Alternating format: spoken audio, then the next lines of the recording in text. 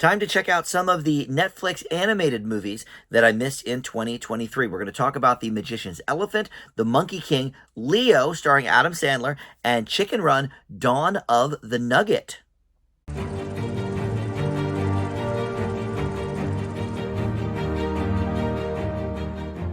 Hey guys, Dan here. This is Dan Reviews It. Welcome to my movie reviews for a few Netflix animated films in the past year. I didn't get to these when they came out, and I will say the best Netflix animated movie of last year I already did in its own review, Nimona, which was nominated for Best Animated Feature at the Oscars. So that is the cream of the crop. These ones a little bit lower on the scale, but in any event, we're going to talk about The Magician's Elephant, The Monkey King, Leo, and Chicken Run, Dawn of the Nugget. That's the release order, so that's how we're going to do it. But before I do that, let me welcome you into Dan Reviews It. Thank you for finding this video. We've got movie and TV reviews on the channel here, and I'm sort of, trying to catch up on the 2023 movies that I missed along the way. So I'm doing these package videos where I'll just spend, about 4 minutes on each movie. They're not the regular full-length, 8-9 minute reviews that I usually do. So we'll just kind of breeze past them. I'll give you a couple of ideas about the movie, give you my grade,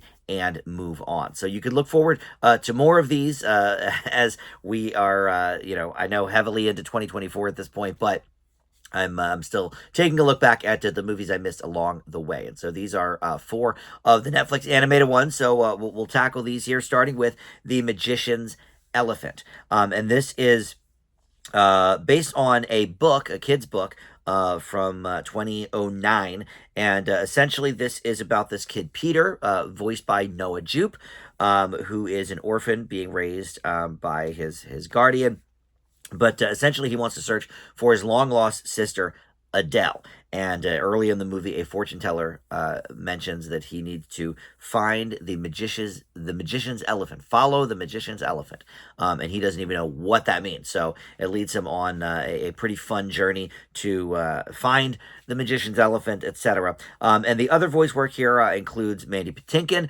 Brian Tyree Henry, Sean Clifford, Benedict Wong, Miranda Richardson, and Asif Manvi. So, some names and voices you may know. Noah Jupe, by the way, I just watched in the Franklin miniseries on Apple Plus, or at least in the first few episodes of that. He plays Ben Franklin's grandson, and, been following his career for a while. And this is, I think, his first voice role. I could be wrong about that, but, so of all 4 of these movies, these first 2 here, none of these movies, I will, slight spoiler for my grades, none of these movies are terrible. Sometimes Netflix really just gives us some horrible, horrible animated stuff. In fact, 2 of my Fs from 2022 were Netflix animated films, including Marmaduke with Pete Davidson. None of these are down that far, but this one and The Monkey King, and maybe even a little bit of Leo, the animation is just kind of bland. It's not really, up to par, certainly with the big budget blockbusters. I don't think we necessarily expect that with Netflix animation. We're not getting Pixar or DreamWorks or even, Illumination quality here. But, if you can build an interesting world and you can give us interesting characters and give us some fun adventure along the way, some of that stuff you can kind of forgive. Like, this is sort of an ugly looking movie, to be honest, in terms of the animation style. However, I think the main character of Peter is fairly interesting, and I like this storyline of, okay, fortune teller tells me this, I don't know what it means, let's try and figure it out. So it becomes a little bit of a mystery for him as well, as we kind of go along, and he meets some interesting characters along the way, but there's something kind of missing. There's something sort of disconnected with this movie. It does have a little bit of humor, not a ton, but there's a little humor there. And I don't know how this compares to the book. I don't know if this is like a small book, and so they just really kind of expanded upon a lot of things, and maybe they're adding characters in. But I sort of got that sense because it seemed like there was a lot of things just kind of thrown in here that maybe either weren't necessary or sort of detracted from the main story, and just didn't matter in the end, So it's kind of the same thing, said three different ways. But yeah, that's definitely the biggest problem of this movie, other than kind of the animation not looking that great. But the voice work is good. Like I said, I don't know that Noah Jupe has done voice work before, but certainly he's a good actor. And Brian Tyree Henry, just recently got nominated for an Oscar, I believe, right, for his role in Causeway, or at least should have. I think he did. And he was in Atlanta, so people certainly know him as well. And he does a good job. He plays Peter's downstairs neighbor, and he's the captain of some of the guards in the places he's trying to go, what have you. But anyway, it's an interesting premise. I just don't know that it made for a great full-length movie. So I will leave The Magician's Elephant with a C. I think this is probably the worst of the four. But honestly, for Netflix animation, if we're looking at four animated movies and C is the worst, that's actually not bad. But let's move to The Monkey King, shall we? This one is based on a novel as well, but it goes back a bit further than 2009. This is part of the Ming Dynasty novel Journey to the West. So this gets its inspiration from the first few chapters of that. This goes back centuries. So it's interesting to see some of those themes and ideas and just sort of that classic history going into this animated series, or movie, I should say.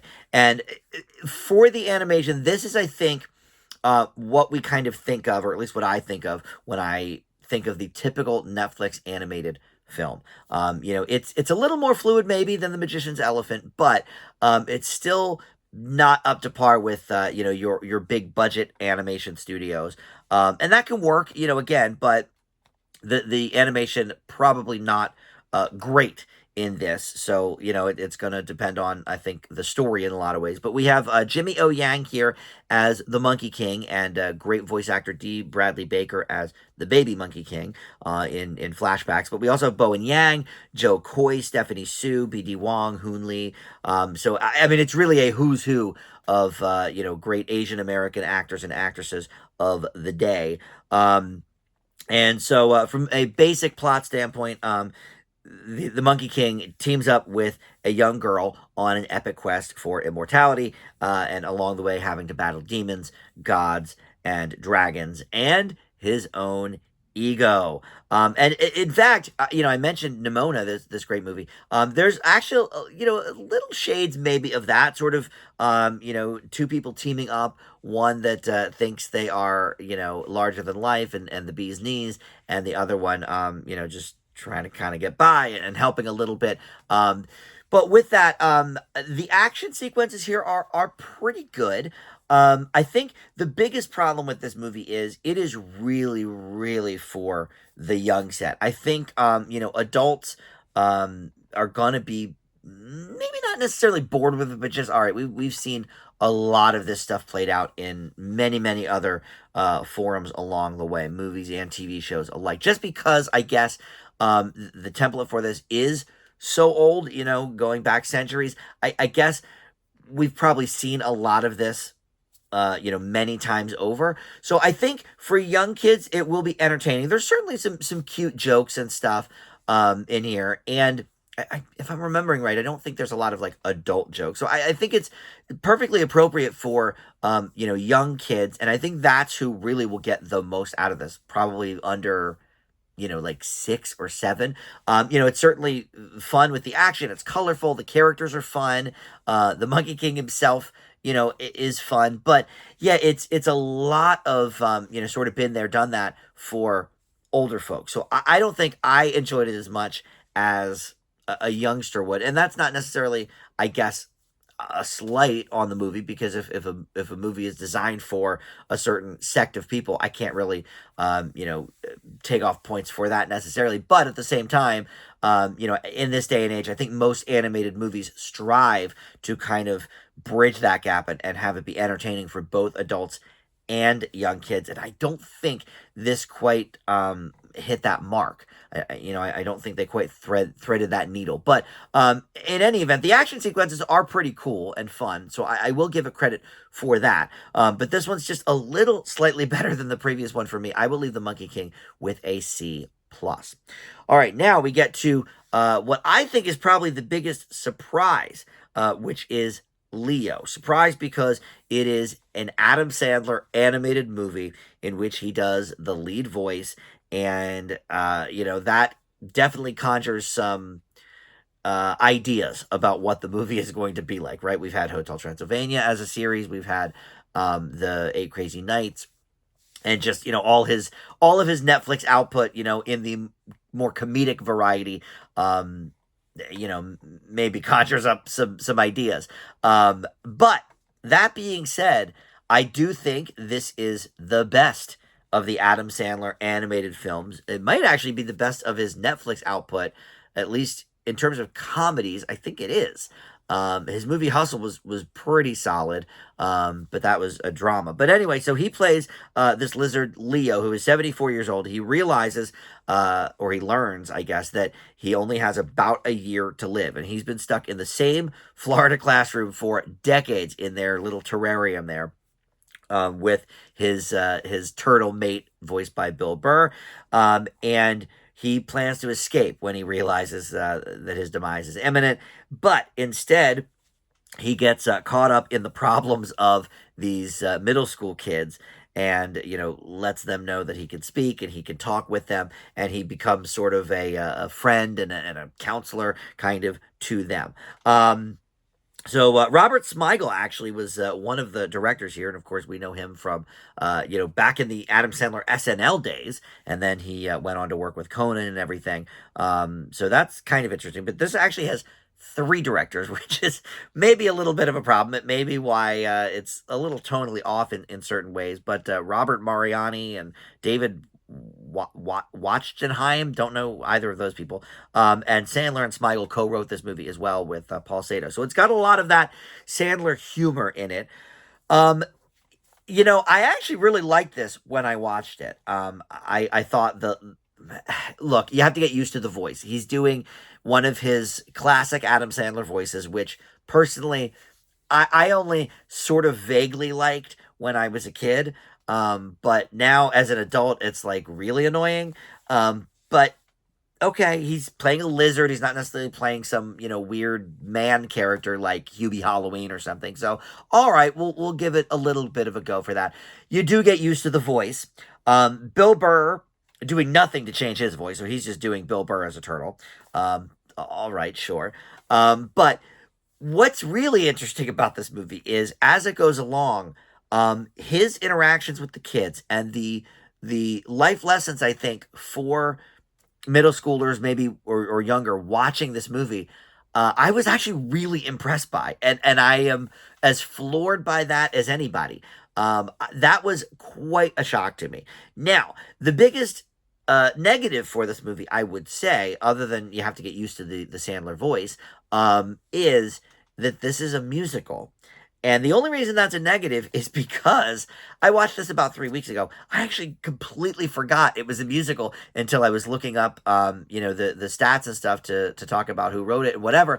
And I was like, oh, right, this was a musical. So at the time, I was like, okay, the music wasn't necessarily bad, but if you completely forget that the movie even is a musical, that's probably not a good sign for the songs contained, right? So I have to knock it down a little bit for that because I completely glossed over that part, completely forgot about it. But what I remembered was that I think this is a really good movie for that age group. I think there's a lot of really good interactions with Leo and the kids, because it's about kids' problems. It's about their issues with their teacher. It's their issues at home. Their issues kind of with each other and friends and stuff. I really think this is tapped in to something that kids are going to get a lot out of, because I think it's one of these movies that may help them realize, oh, I'm not alone with this issue. This girl in the movie has it, or this boy's going through something similar. I thought that was really interesting. And look, it's funny. It's Sandler doing, his bits and whatever, which can be funny. Bill Burr Yes, he's just playing Bill Burr, but there's some funny lines there as well. So of the four, this is certainly the funniest of the movies. Is it the best? I'm not sure, but I probably enjoyed watching it the most. Again, I will have to knock it down a peg just for forgetting it was a musical. But once I saw it, I was like, okay, right, there was the song about that, and then the teacher sang a song, and whatever. Um, Sandler singing is usually not a win for me, but I will leave Leo with a B. So slightly better than the other two for sure. All right, and we will close here with Chicken Run, Dawn of the Nugget. Now this is a long time after the original. The original Chicken Run was 2000 and starred Mel Gibson. So I think we had to sort of get away from that. And we have Zachary Levi taking over for the Mel Gibson role. But this tells the story of, once again, Rocky and Ginger. But here they are on a rescue mission when their daughter is abducted to a poultry farm run by their old enemy, Mrs. Tweety. And so we do have a lot of people resuming their roles from the first Chicken Run. However, it's interesting. Both of the leads are absent. You had Mel Gibson, and then the other Ginger was Julia Salhala, and I'm not sure why she's not in this one. I think we can guess why Mel Gibson is not. But for some reason, and she's still alive, but for some reason she's not in this either. So we have Thandie Newton sort of taking over for her. But in addition, we've got Bella Ramsey. She plays the daughter of Ginger and Rocky, so obviously she's a newcomer to the series. But a lot of people returning from that original, including Imelda Staunton, Miranda Richardson, and some others.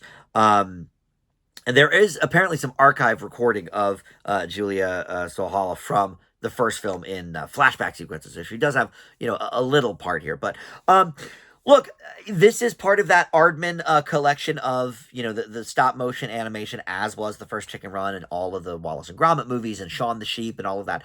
So look, they have their sort of routine.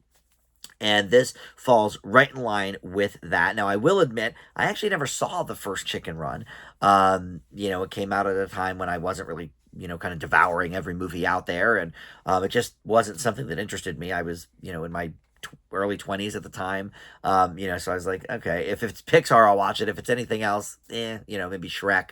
I did watch those, but something like this just didn't appeal to me. So I've never actually seen the original Chicken Run, so I can't really compare and contrast, but I can sort of compare this to other Aardman features, because of course the Shaun the Sheep movie, I think there's been two of those, and the Wallace and Gromit stuff, a lot of that I have seen along the way. And this does a lot of the Aardman hallmarks. I think the humor, though very British, is certainly here on display, and this takes a lot of fun characters and gives them some interesting situations. It's interesting that almost, actually, I guess all four of these movies have some sort of like adventure and need to find this person element, because even towards the end of Leo, some stuff happens. I don't want to do spoilers, but essentially Leo ends up leaving the classroom, and so the class ends up going on a mission to find him. So all four of these movies really are about a mission,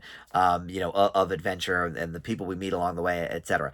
Zachary Levi, I have to say, I don't think was the right choice for Rocky. Again, I didn't see the original, so I can't really compare and contrast with Mel Gibson, but we've just seen Zachary Levi do a lot of animated voices, and, his live action voice is the same, like he doesn't really change it for this. And so I thought, maybe not the best choice. Not the kids will necessarily be like, well, actually, though they might, because, Flynn Rider and Tangled is pretty popular, so even kids might be like, isn't that Flynn Rider? Because it's the same voice. So I'm not sure he was the best choice for the role. But look, I had a lot of fun watching this movie. I don't think it's as good as, some of the other Aardman movies. And I think, the style is fine. It's good. It always gets the job done. But in 24 years between Chicken Run and this, it looks the same. Maybe that makes it timeless. Sure, but also I don't know. Did I expect a little more from the animation? Maybe I did. Maybe because it's Netflix, the budget was smaller. I don't know. maybe not. Maybe they just bought it after the fact. I'm just kind of talking out of my ass here. I don't know, but it didn't look as slick as even like the Shaun the Sheep movie. What was that, Farmageddon or something? So I don't know. Maybe the budget just wasn't entirely there, or maybe I don't like the design of these characters as much as some of the other Aardman stuff I've seen. Not sure. But the adventure was fun anyway. So I think this and Leo are sort of for me in a race of like which movie is better. I think I would prefer to watch Leo again, but I leave this one with the same grade. Dawn of the Nugget for me gets a B. All right, so no real duds here in the Netflix animated camp for once. I think usually the output is a little more 50-50, but a couple of ones that are okay, and then a couple I can recommend for sure. All right, well, that will do it. Thank you for watching Dan Reviews It. We'll see you next time. Bye.